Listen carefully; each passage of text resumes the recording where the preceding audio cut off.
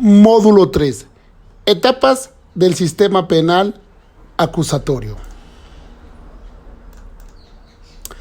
El punto importante es la modificación del artículo 20 de la Constitución Política de los Estados Unidos Mexicanos, ya que en él se establecen primeramente que el proceso penal será acusatorio y oral.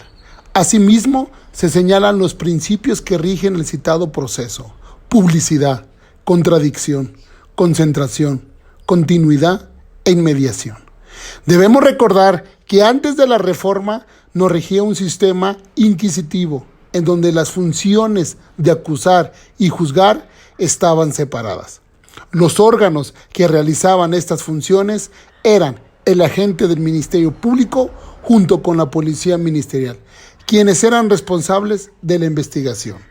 El MP, al contar con las evidencias científicas, determinaba si era procedente acusar a la persona detenida por la realización de una conducta delictiva y ejercía la acción penal solicitando las medidas cautelares sobre el probable responsable. La función de juzgar correspondía a realizar al Poder Judicial por medio del juez penal. Con la reforma al Código Penal y la reforma a la Constitución Política de los Estados Unidos Mexicanos, se crea la figura jurídica del juez de garantías o juez de control, cuya función principal será vigilar que durante la etapa de investigación se respeten los derechos humanos, tanto de la víctima como del acusado. Incluso establecerán las medidas cautelares que procedan. Asimismo, sobresale otra figura judicial, cuyo papel será evaluar en igualdad de circunstancias las pruebas que se presenten en la audiencia pública por parte del Ministerio Público, víctima y acusado, y el término de la misma determinar la culpabilidad o inocencia del acusado. En este breve relato nos damos cuenta que el rol del Ministerio Público ha sido acotado. Además, que la investigación que realiza tendrá que presentarla en audiencia pública ante la autoridad judicial con la respectiva réplica de la defensa. Quienes hemos participado en procesos penales inquisitivos sabemos que sus características son escritos cerrados y herméticos para cada caso en particular. Tiempos excesivos para la integración de un expediente y todo lo que no se encuentra en él no existe para el caso. Aunado a ello, en el proceso, el juez generalmente delega parte de sus funciones a su secretario, llegándose al extremo de que al dictar una sentencia desconozca los hechos, ya que solamente intervienen con la firma. Otra característica importante que contiene el sistema acusatorio es la de las medidas alternativas de solución de controversias.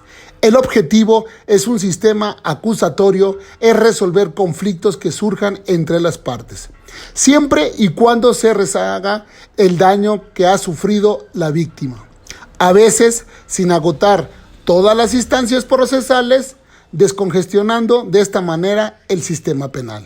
De llegar a un acuerdo, las partes lo presentan ante un juez de garantía, quien velará para que su contenido sea proporcional, voluntario y respetuoso de los derechos de las víctimas y el acusado.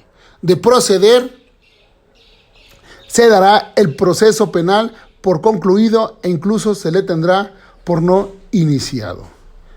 El artículo 20 de la Constitución regula que el proceso penal será acusatorio y oral, rigiéndose por los principios de publicidad, contradicción, concentración, continuidad en mediación, que en este módulo lo estudiaremos para su entendimiento. También el principio de publicidad implica que el debate en las audiencias sea público.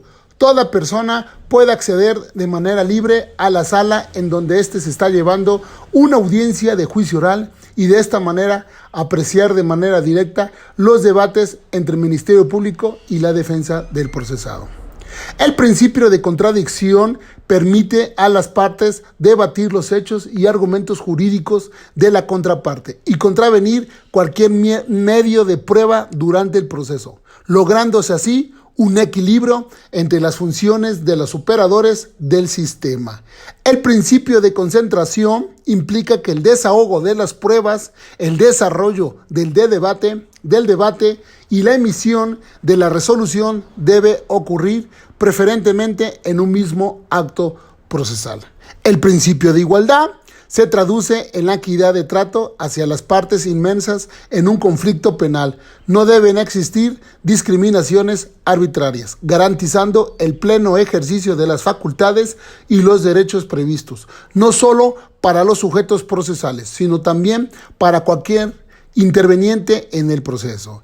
El principio de mediación consiste en que el juzgador sea quien tome conocimiento personal del material probatorio introduciendo en las audiencias y sea quien escuche directamente los argumentos de las partes. El conocimiento de este nuevo procedimiento nos permitirá exigir su plena aplicación. Todos podemos, en cierta medida, estar involucrados en un procedimiento de esta naturaleza. De ello deriva la importancia que conozcamos los principios que lo rigen.